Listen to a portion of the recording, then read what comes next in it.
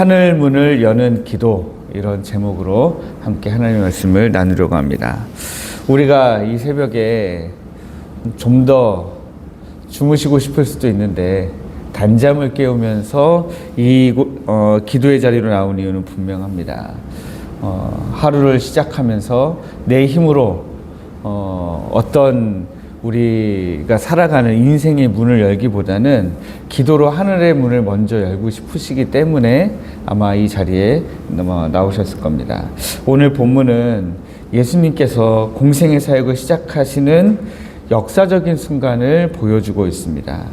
그리고 누가는 이 예수님의 공생애가 시작되는 이 장면에서 다른 복음서에는 없는 같은 장면이 기록되어 있는 다른 복음서가 있잖아요. 근데 그 다른 복음서에는 없는 좀 특별한 단어 하나를 더 끼워 넣어서 기록하고 있습니다. 그래서 하늘문이 열리는 영적인 비밀이 뭔가 하는 것을 우리에게 잘 보여주고 있습니다. 본문을 보면 세례 요한에게 수많은 백성이 나와서 세례를 받습니다. 놀라운 건 우리 죄 없으신 예수님께서도 그 죄인들의 대열에 합류해서 똑같이 세례를 받으신다는 사실입니다. 가장 높으신 하나님이 가장 낮은 인간의 자리로 내려와서 세례를 받으신다. 그것도 죄인들 틈에 끼어서 세례를 받으신다 하라는 것은 우리 주님이 얼마나 겸손의 왕으로 오셨는가 하는 겸손의 극치를 보여주고 있습니다. 그런데 바로 이 순간에 21절 하반절을 보면 하늘이 열리며 이렇게 기록하고 있습니다. 굳게 닫혀있던 하늘이 활짝 열리는 놀라운 역사가 일어나는 거죠.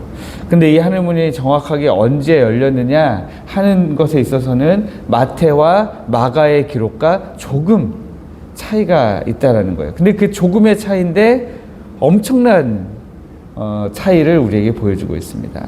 마태와 마가는 예수님이 물에서 올라오실 때 하늘이 열리며 라고 기록하고 있는데 누가는 아주 구체적인 타이밍을 하나 더 끼워놓고 있습니다.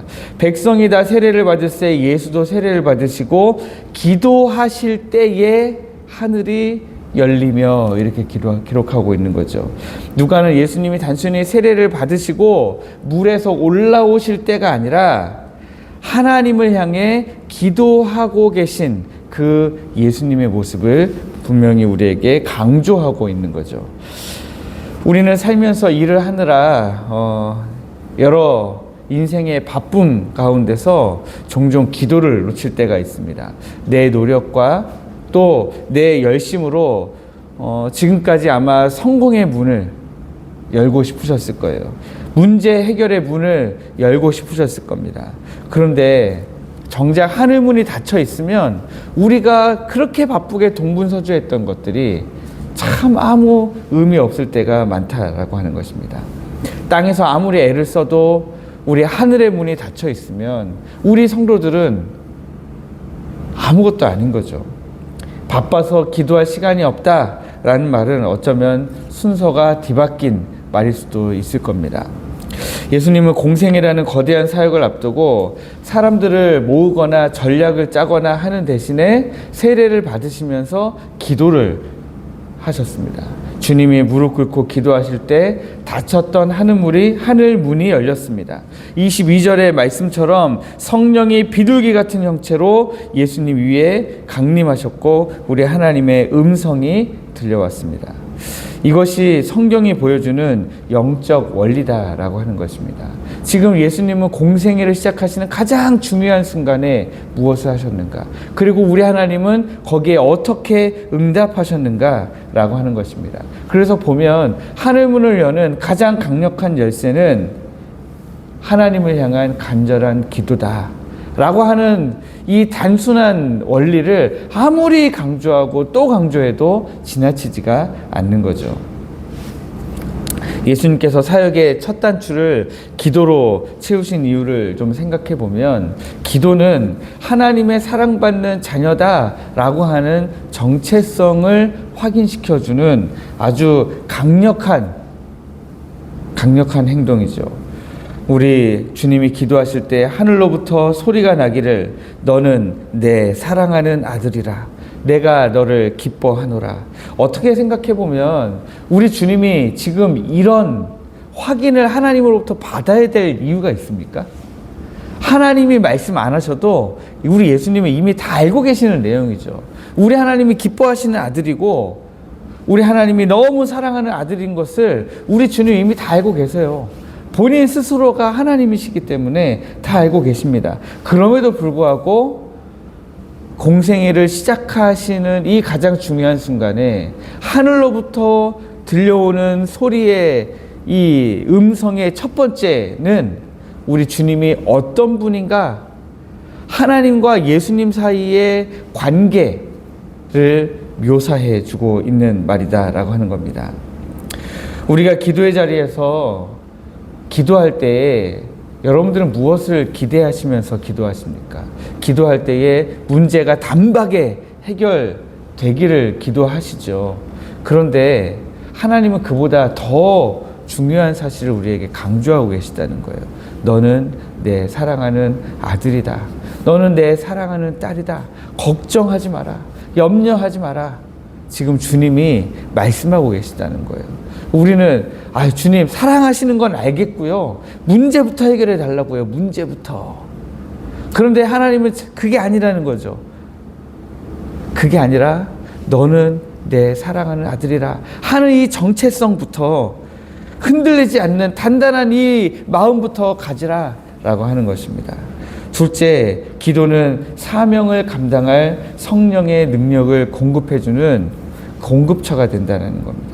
기도하실 때 성령이 우리 예수님 위에 강림하셨습니다.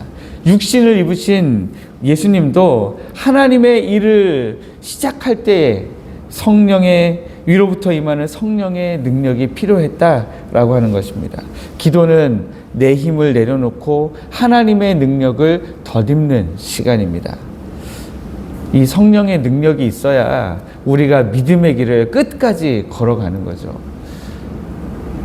이제 한 해를 시작하는 이제 며칠 안 지난 2026년이잖아요. 어떻게 2026년 끝까지 우리가 섬김의 자리에서 우리가 무슨 일을 하든지 간에 그 길을 끝까지 걸어갈 수 있느냐? 내 힘으로 가는 게 아니다라는 거죠. 성령의 능력으로 우리가 그 길을 갈 수 있다라고 하는 것입니다. 누가복음 9장에 보면 예수님이 변화산에 올라가십니다. 그때에도 누가는 이렇게 기록해요. 기도하실 때에 용모가 변화되었다. 예수님의 생애에서 하늘의 영광이 임하고 능력이 나타나는 모든 결정적인 순간에는 우리 주님의 기도가 있었다라고 하는 것입니다. 기도가 곧 변화의 시작이었고 하늘과 땅을 연결하는 통로였습니다. 오늘 우리 앞에는 해결해야 될 수많은 일들과 만남이 기다리고 있을 겁니다.